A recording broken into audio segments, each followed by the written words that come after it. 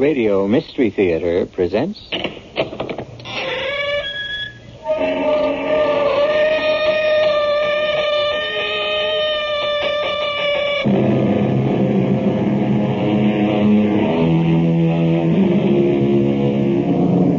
Come in. Welcome. I'm E.G. Marshall.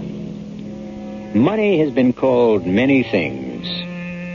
But the cynical observation that applies to our story is from Thomas Jefferson, who said, "Money, and not morality, is the principle of commercial nations." Change that a little to, "Money and not morality governs most of our lives," and you will understand our tale. It begins a week after a death in a family, and it begins on a jarring note. Miss Armstrong, I have been a jeweler here for over 35 years, and I've never seen anything like it. Mother willed it to me. She loved that pearl necklace. But it's not for me. It's more for an older woman. What's it worth, Mr. Towner? I want to sell it. No, my dear girl. My father bought it from you. He didn't buy this pearl necklace from me. Miss Armstrong, these pearls are imitation. They're made of paste. They're fake.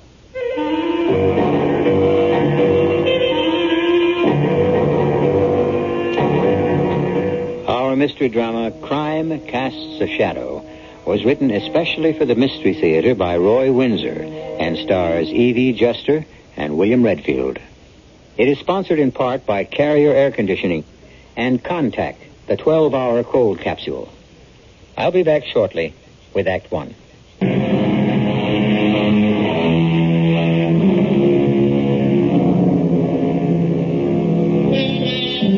Our theme is money and morality. It is said of Diogenes that he walked around in the daylight carrying a lantern, looking for an honest man. Well, that was a little extreme. There are honest men and women. But there are also otherwise honest men who sometimes yield to extreme temptation. Bart Lerner, for example. Yes, thank you for being so thoughtful. No, there was no suffering. She just, drifted away. My stepdaughter and I were with her when she died. We've expected it for almost a year, after all. No, there was no chance of recovery. It was nephritis, and the kidneys just stopped functioning. Thank you again. I sure appreciate your call. Yes, goodbye. Hi, Bart. You got a minute? Oh, hey, Gay. You up so early? It's only 9:30. Oh, sure, I'm not expected in White Plains till 10. What is it?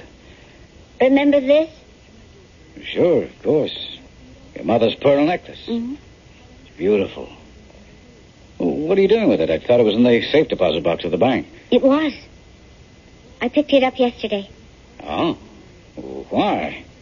Well, my mother left it to me in her will. No conditions attached. She suspected I'd sell it and use the money as a nest egg. Well, why not, honey? It's too old-fashioned for a young woman like you. You might as well sell it. I tried to. Well, you mean today? Mm-hmm. At 9 o'clock this morning. I had an appointment with Max Towner. Oh. My father bought the pearl necklace from him years ago. 15 years ago. 5 years before he died. Yeah. Well, what did old Max offer you for it? Nothing. Nothing? Nope. Not a cent. Max said the necklace is worthless. The pearls are artificial, made of some kind of paste or something. Well, be darned. Are you sure? He was. He sold a real pearl necklace to my father for $12,000. I thought I might sell it for 15 or more. Well, I don't know about that, Gabe. The real necklace is worth that much or more, but that's beside the point now. This imitation isn't worth anything. Bart, what happened to the original necklace? Have you any idea? No, honey, I really haven't. Well, didn't my mother ever talk to you about it? No, your mother was a very sick woman for the last year, Gay. She was bedridden. I haven't seen her wear that necklace for many years. Did you put it in the safe deposit box for her? Not that I recall. No, she must have done that herself before she was confined. What could have happened to the real necklace, and who replaced it with this? Gail, let me ask you something. What value has the necklace for you? Well, It was a kind of trust fund for me. With $15,000, I could begin to build an estate. Sure. And instead you feel cheated. I don't know what I feel. I can't believe that Mother cheated me. Do you think she sold it? But if she did, why didn't she tell me? And why should she have sold it, Bart? You and my mother were pretty well fixed for money. Oh, not that well off. Oh, sure, the past year I've done well. But before that, with your mother's illness, we were pretty pinched. You know, medical expenses and... well, let's not talk about it. It's only 2 weeks ago since she... I know. I feel terrible. Like a vulture. But Mother would have understood. The necklace was left to me to keep or to sell. And now I can't do either. Could she have sold it? Sure, she may have. You say that, Bart, as if you know something you're holding back. No, it's nothing I know. But it is something you suspect, right? Well, I was puzzled at the time, I admit. I was thinking of taking out a second mortgage on the house to meet some large bills.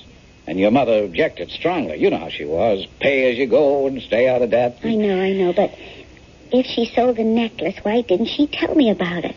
Probably because she expected to redeem it. I really don't know, Gay. Well, I want to find out. Look, I tell you what. The necklace was worth, say $15,000, right? I know my father paid more than 10. And that amount of money was going to be your nest egg. Right. Okay, I'm going to make out a check for that amount and give it to you. What? No, I mean it. You'll have all your money, and we'll say no more about it. Well, but Now, not a word, honey. This is what your mother would have wanted. Oh, then you know she sold the necklace. I know nothing of the sort. All I know is that I never took a loan, and somehow the bills got paid. The nurse who stayed with us, the doctor bills, the hospital tests. Oh, sure, the insurance covered part of it, but almost half of the expenses we had to pay for. I insisted, she explained, but she just smiled, you know the way she did, and said I wasn't to worry. I had enough to worry about with my contracting business. So you suspected she'd sold the necklace, huh? Your mother never would let the subject come up. I didn't realize. Now, look, it's all settled. Bart, I just can't let you Honey, give me... look at it this way. If your mother helped me out at a time when I sure needed help, I owe her whatever the necklace is worth today. We'll make it $15,000. The necklace was left to you. It's gone. Let's forget it. But I can't forget what I owe.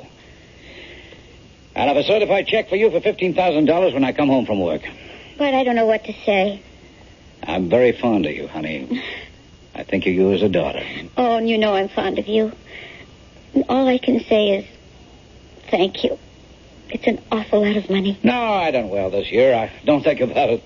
Well, what do you suppose became of the real pearl necklace? Somebody bought it. Through the jeweler, Max Tallner? Maybe, or maybe it was sold direct. I wouldn't know. Why? Curiosity. I just can't imagine Mother selling it without saying anything. I thought we'd agreed to forget about it, Gay. Oh, I suppose I should, but, it bugs me.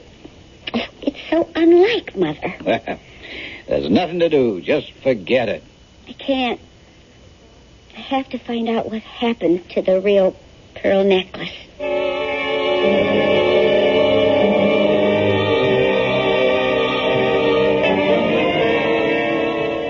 I don't know, Gay. Sounds all right to me.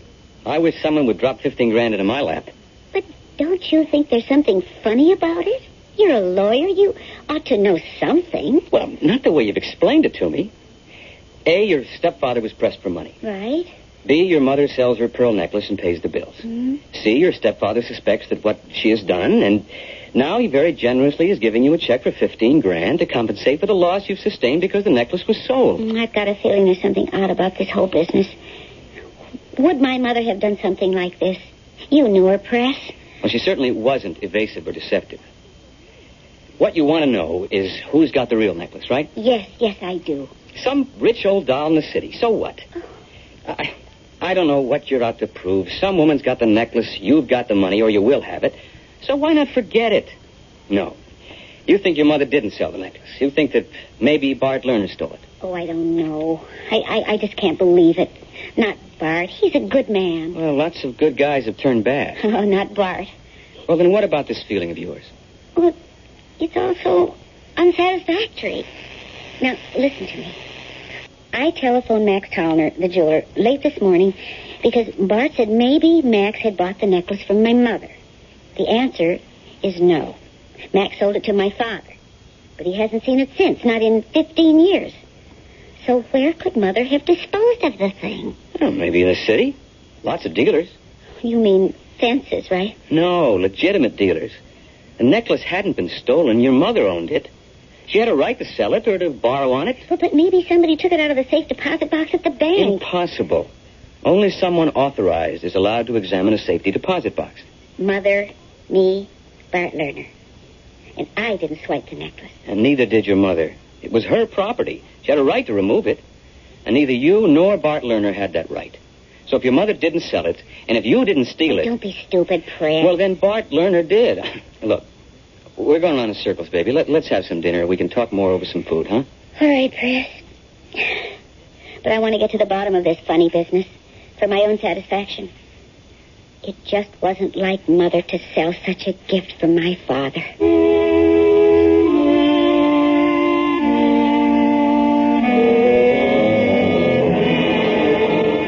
Hello? Yes, this is Arnold Walling. Oh, why, yes, of course. Well, perhaps it could be arranged. Tonight? Oh, that sounds impossible. Well, let me see. It's almost 7 o'clock. You say she's out to dinner or then possibly the theater?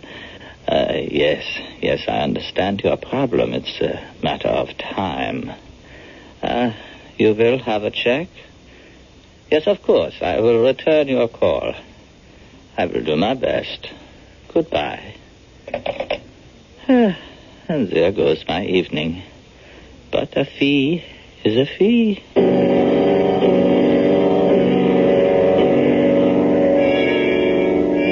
Yay, I'm glad to see you out. I was awfully sorry to learn about your mother. Thanks, Mike. How's the ambulance chaser? And how's the scandal monger? Sit down, Mike. Just for a second, Press. If Gay doesn't mind. Of course not. Oh, thanks. You all right, Gay? I think so. It was bound to come, so we were prepared for it. But it still leaves a big blank in our lives. Bart's and mine. Yeah. You gonna stay on with him? Oh, for a while. But I really want a place of my own. Well, what about this clod here? This Claude's going to marry the lady whenever she sets the date. Oh, Gay, don't. He's just after your money. I've just come into some, Mike. Don't tell him, baby. Don't you know that a reporter is like a ferret in a rabbit warren? Scrap of news and he pounces? Well, maybe he can help. Name it, Gay. Look, Mike, as a pal, give Gay a break, huh? And no story without her approval, all right? Cross my heart, Press. What's the story, Gay? Well, my mother left me a $15,000 pearl necklace. Wow. Wow was right. It was the real thing. Genuine. And when I had Max Tallner appraise it this morning, it turned out to be a fake.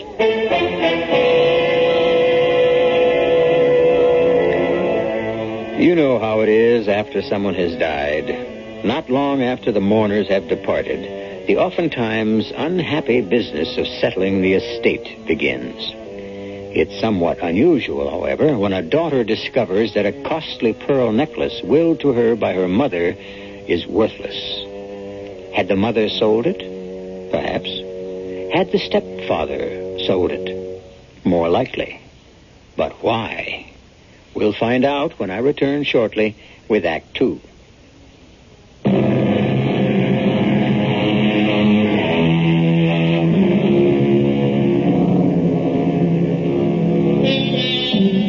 To believe with certainty, we must begin with doubting.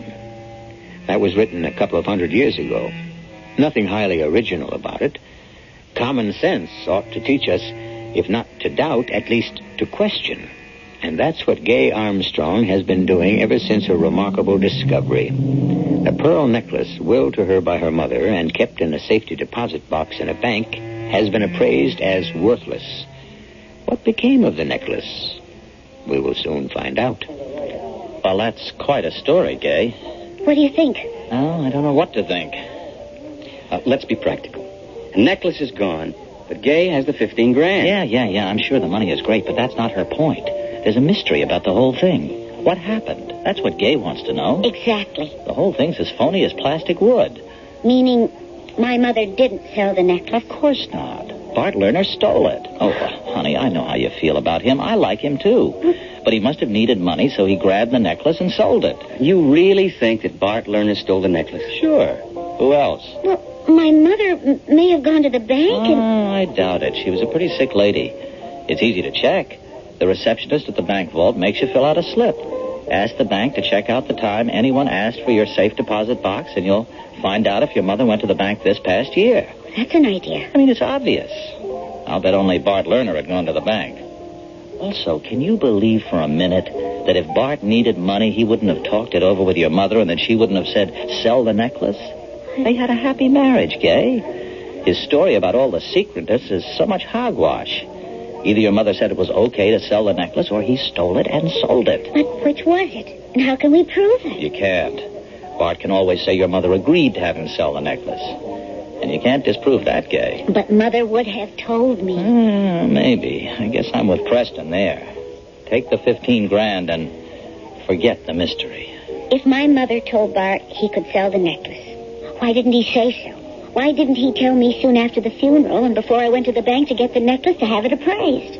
I don't know. But don't you find that kind of funny? He had a lot on his mind, honey, after all. No, you can't convince me. What about now? He is giving me a check for the money because the necklace is false. Well, he's in the money now, Gay. But does anyone just hand over $15,000 to a stepdaughter? That strikes me as a guilty conscience. Hey, no, wait a minute. What? A year or so ago, Bart says he was pinched for money. Mm-hmm. Now, what about now, today? He's making a lot of money. Doing what? I know he's a contractor, but what specifically is he doing? What's he building? Well, I can answer that, Mike. Bart's company is building a big stretch of road in northwest New York State. Miles and miles of it. Now, why? What are you thinking? A real story. You've lost me, Mike. Good. Forget it. Let me just do a little digging. If I discover anything, I'll let you know. But what about my necklace? Mike, maybe if you ran a little human interest story in the forum... No, I don't think so. That could embarrass you. I agree. All Mike could write about would be your suspicion that Bart Lerner stole the necklace. We don't know that. I'm sure of it now. That's not good enough, honey. You have to have proof.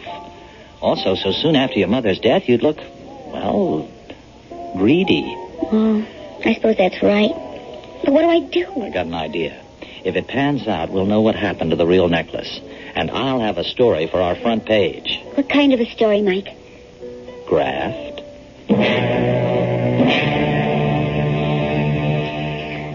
Good evening, Mr. Worley. It is kind of you to see me, Mrs. Knight. I apologize for my late visit. 9:30? I'll be up for hours. Well, Mr. Worley, I'm intrigued by your visit. What you told me over the telephone. Oh, well, it's a very unusual situation. The original owner of the pearl necklace wants to buy it back. Isn't that what it comes down to? Yes. That's it. Well, may I ask why? Not that I'm willing to sell the necklace. It's an extraordinary piece, worth much more than we paid for it when we bought it from you. Oh, I realize that. I told you that it was an exceptional buy. And you were correct, for which we are very grateful. Thank you. I would say that the necklace today would bring as much as $25,000. Indeed. It is appreciated in value. Yes, I have a check here in that amount. I beg your pardon. Here is my check for $25,000, Mrs. Knight. But I have no idea of selling the necklace. I know that. You're being very mysterious. I will give you this check. You give me the necklace. Keep the check. Don't deposit it. In a few days, I will return with your necklace, and you will give me the check. I will tear it up and give you another check for $1,000. $1,000? For your cooperation. I have never heard of anything like this. Well, neither have I. I told you it is a very unusual situation. But it doesn't make sense. Why would the original owner want the necklace back for just a few days? I cannot tell you, Mrs. Knight. Perhaps when I return the necklace... What if I refuse to cooperate? Well, I will just report your refusal to my client. Well, there are some persons who shall we say, play rough. Are you threatening me, Mr. Wolling? Oh, good heavens, no. The very idea of violence appalls me. Well, it sounded like a threat. Well, not for me. But if my client can't explain the disappearance of the pearl necklace to others, there's no telling how many persons might be hurt. Well, it's not only unusual, Mr. Wolling. It's rather unpleasant. Oh, I agree. What if I turned the necklace over to my bank? Don't tell me these so-called strange men would break into the bank. Oh, no, certainly not. That would be crude and obvious. You frighten me. It frightens me, too. Why do you think I've given up my evening to pay you this visit? I've enjoyed meeting you again, but I'm not here by choice. I see. Then I really don't have a choice, do I? The police? Oh, they could protect you. Up to a point. It is incredible. Sickening. As if I were being watched and controlled by some kind of secret police. Well, Mrs. Knight?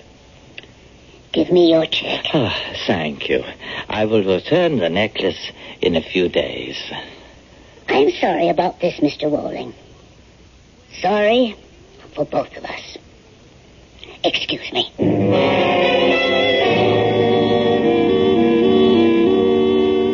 Hi, honey. What, Bart? It's almost midnight. What are you doing up so late? Oh, waiting up for you. You have a nice time? Very nice. Well, how's Preston? Fine. Did you just wait up, or did you want to see me about something? Well, yeah, matter of fact, I did. Oh? I've been thinking about you all day long. How upset you were this morning about your mother's necklace. And by the way, here's that check for you. Bart, I don't know. Now, please, I want you to have it. But $15,000. The real necklace is worth at least that much. So give me the fake necklace and we'll drop the subject for good, huh? You have it here? Yes, I left it in the desk drawer. All right, hand it over to your old stepfather and you'll never see it again. All right. I might as well tell you, Bart. I talked this over with Preston. Uh-huh. Here's the box. Oh, thank you. So, what did Preston have to say? Take the check and forget about the necklace. Smart young man. Now, let me take a look at this thing. It's quite beautiful, isn't it? Yeah. Hard to believe it's a fake. I couldn't tell, could you? No. But we're not experts. They look like genuine pearls to me. I couldn't possibly tell the difference. No, neither could I. I mean, I've never seen more perfect match pearls. And these are fake? That's what the jeweler said. I wonder if he knows. Max Towner? Oh, sure he does. He sold the real pearl necklace to my father. Why wouldn't he know? Well, Max Dillon's a pretty old man. You think he could be mistaken? I couldn't say, but these look pretty good to me. I mean, if this necklace is fake, it's one great piece of work. Oh, I wish I knew more about stuff like this. Well, let's not worry about it. You got the check, I got these. Maybe I'll have another jeweler examine them. Why don't we go back to Max? We? Well, why not? I owe it to you, Bart. What do you mean, owe it? Well, but will you forgive me if I tell you something? Forgive you for what? My crazy imagination. You come again? Well, I thought about what you told me this morning, and I just couldn't quite believe it, Bart. I mean, Mother selling the necklace to pay bills and not telling me about it. Well, don't you think it would have embarrassed her, selling something she had already willed to you? That makes sense. Now. And what else went through that imagination of yours? Oh, I'd rather not say. Makes me feel crummy. Wow. Oh. Did you think that I had stolen the necklace? Oh, please, Well, Bart. of course. It was a perfectly natural thing to think. I thought about it at work today. I knew what you were I thinking. feel terrible about it. Please forgive me. Done. And now let's forget it. Are you going to see Max Tallner tomorrow? Well, you might as well. Wouldn't it be wonderful? Oh, it couldn't be. I was going to say, wouldn't it be wonderful if this necklace is the genuine one? Why, would you want it back? Oh, no. It's beautiful. But it's not for me. You do prefer the check. Oh, yes.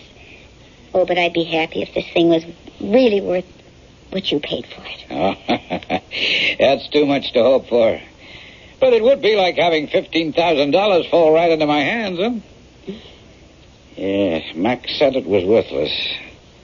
Well, he should know. He could have been mistaken. Maybe. We'll find out in the morning. Now, come on, take your check. And I'll put this necklace in the wall safe. Just in case.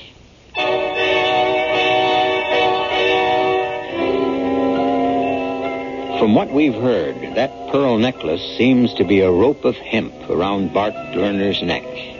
Why? Even though he took the necklace and sold it, no one could prove that his wife had not given it to him to sell. That was the reporter's point.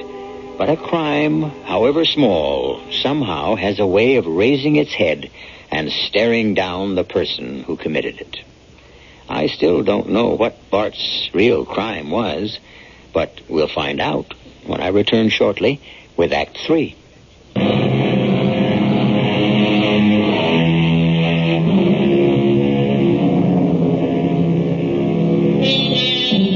Crime really does cast a long shadow, meaning that there is always a vestige of a shadow trailing, however faintly, the person who did something wrong.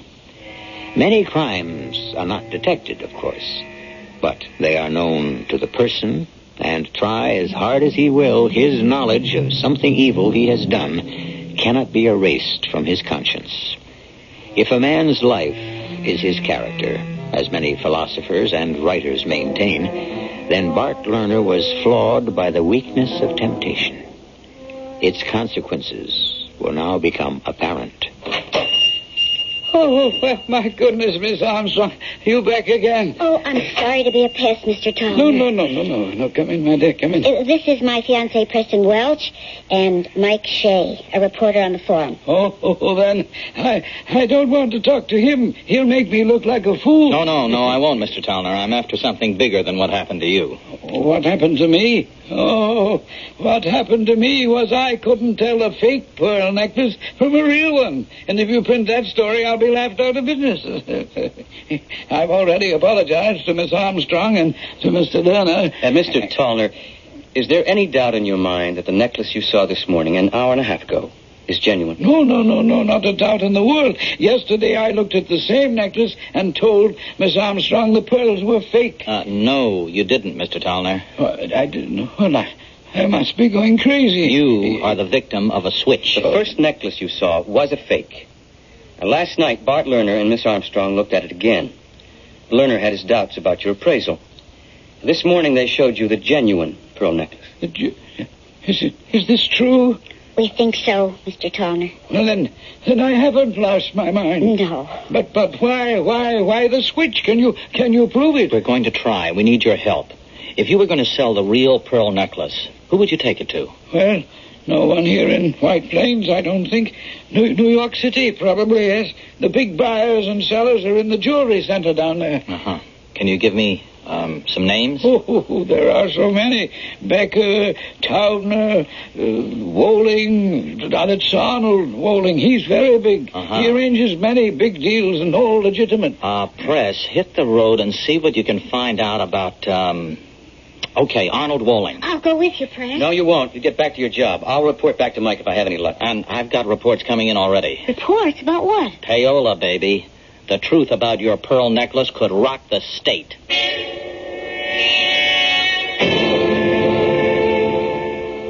Thank you for seeing me, Mr. Walling. You said that you are a lawyer? Yes, I practice in White Plains. Oh, I see.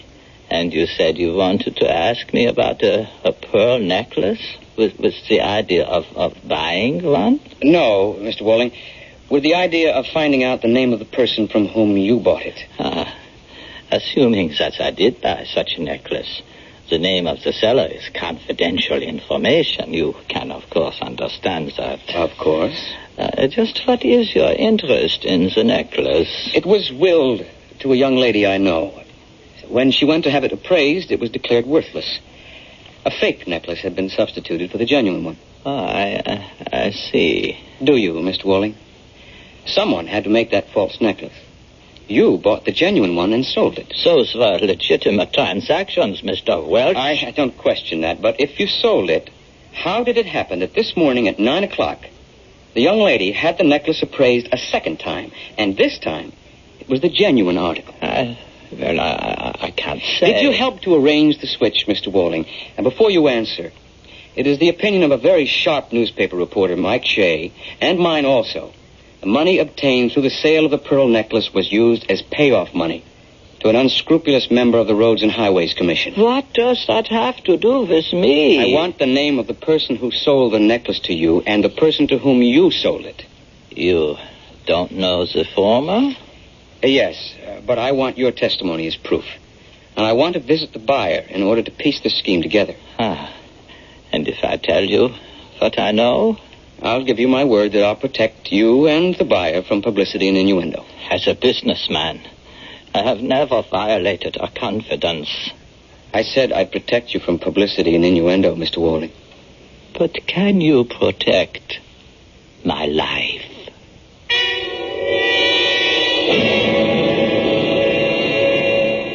And that is all I know, Mr. Welch. Welch, is it? Yes. It's a beautiful necklace, Mrs. Knight. It is. It is. Mr. Walling brought it back to me this morning, and I returned his check. You will keep my name out of the papers, won't you? Certainly. It's an evil talisman. Well, I'm sorry for the stepfather. You say he's a nice man. Yes, he's very nice. He made a mistake is all. Not so much in selling the necklace to Mr. Walling, but in paying money to influence the paving contract. You know that for a fact? Just about. You expect him to involve the man he bribed? Well, he'll have to explain what he did with the money. If he won't, it'll go to court. Under oath, he'd have to talk. Alternative is jail. I wouldn't like to see that happen. Oh, but he'll be punished, of course. But if he cooperates with us, he might just be fined and placed on probation. I'm sorry for him. I am, too. As I said, he's really a nice man.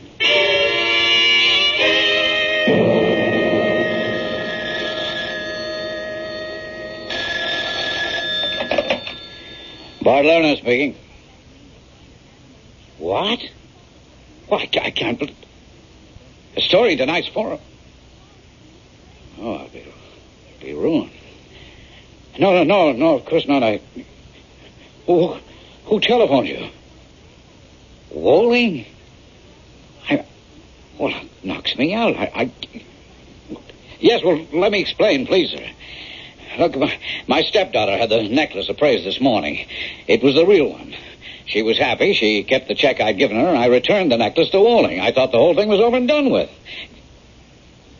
Yes, sir, I realize it isn't, but... Of course, sir. I'll protect you. Well, thank you. I'm going to need the best brains you can buy. I can't tell you how sorry I am. What do I do? What can I do?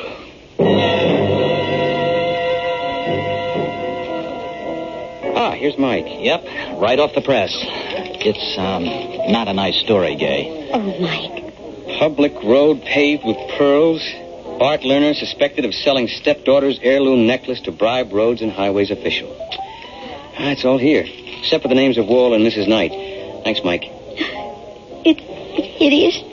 Poor Bart. Poor Bart, my foot. He stole your necklace, Gay, and used the money for payola.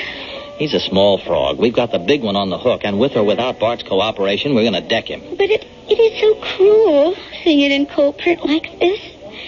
I can't face Bart. I just can't. Yes, you can. But I betrayed him. Gay, if he had told you the truth in the beginning, none of this would have happened. He deceived you. He made 2 mistakes. Acting surprised when you found out that the necklace was a fake, and then scrambling to work out a switch. Come on, Gay, let's get over there. You can't hide from this. He won't squeal on the commissioner. You think he'll prefer to go to jail?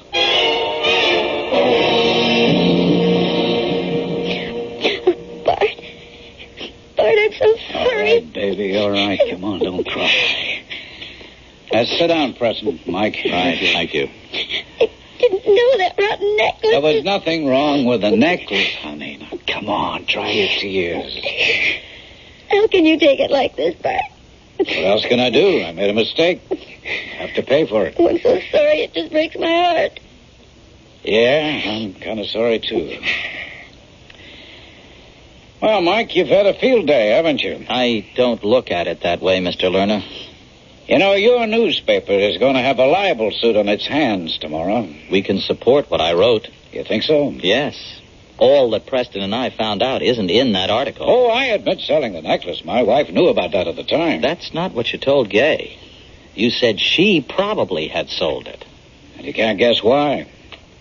I didn't want Gay to think her mother and I had robbed her of a gift freely given. Wait a minute. If you agreed to sell the necklace, why did you have Mr. Woling make a paste copy of it? I don't think I'll answer that question. I gave Gay $15,000 for the imitation necklace. To make her forget the whole thing, sure. But that's where I came in, Mr. Lerner.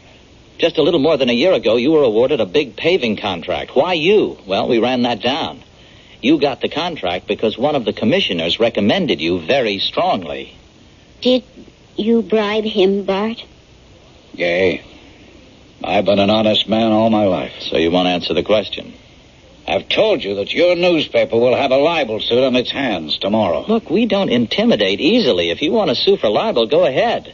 Then all the facts will come out, from the theft of the necklace. I didn't steal the necklace, and I paid Gay what it's worth. You're going to have to explain why you engineered this whole thing.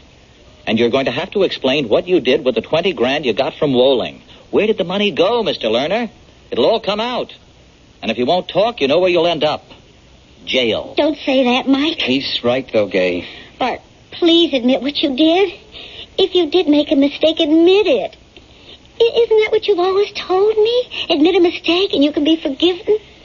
Well, honey, that's easier said than done. Have you been threatened? Already? What are you talking about, Mike? Oh, Gay, you're really very naive. Your stepfather is in trouble. You mean if Bart talks, they'll kill him? Sound melodramatic? Well, it's true. He's already been warned, haven't you, Mr. Lerner? Yep. Well, you get rubbed out or spend a long time in jail. Not much of a choice, is it? I wouldn't like to make it. Well, I'm not talking. I'll see you in court, Mr. Lerner. Good night, Mr. Lerner. Gay, I'll be going, too. Talk to you tomorrow, baby. Okay. Bart? Yeah? Did you bribe that man? No, honey. You didn't? No. Well, I don't understand then. He got the money. If he had... Yeah, he got the money. Who gave it to him? Who is he, Bart? I hadn't been very successful as a road constructor, never landed a big bid. I didn't know why. The man who received the money is named Thornbury. I know him, Bart. He was a friend of my parents. Yeah, and an influential man. And you didn't give him the bribe money? No, but I intend to say I didn't. Well, if you didn't give it to him, who... Bart. It got me the bid, honey. It was well-intentioned.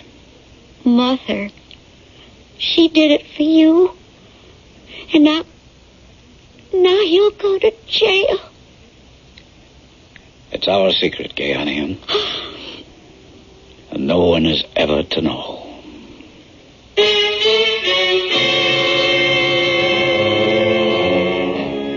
And so the long shadow of a loving intention, which was a crime, for bribery certainly is that, will imprison a guiltless man. Not if he'll tell the truth, but could he do that to the memory of his dead wife and to the stepdaughter he loves? Quite a remarkable man, Bart Lerner. I shall be back shortly.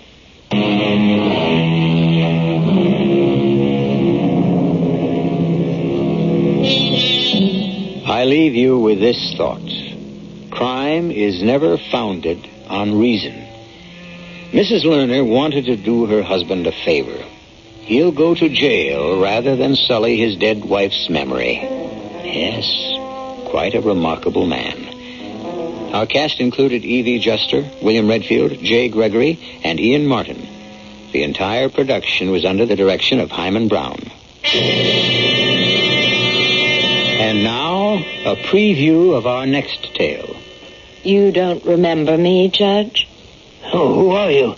I'm the girl who gambled and lost. Stop talking in riddles. I'm Althea, Judge, the town girl who wasn't good enough to marry Richard. Dick, what's the meaning of... The meaning is that I promised to pay you back, and I'm giving Dick $1 million to kill you.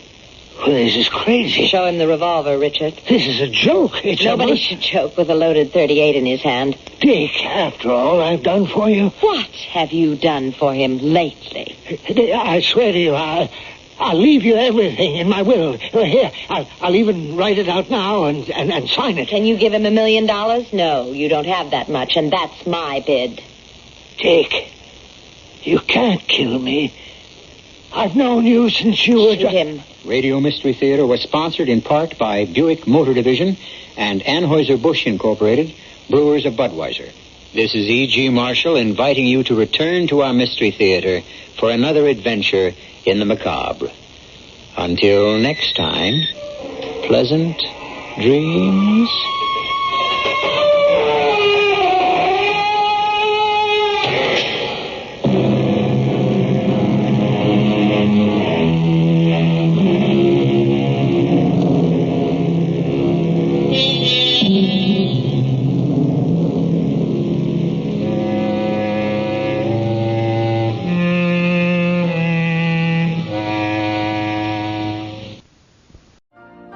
You've been listening to the OTR Gold Network.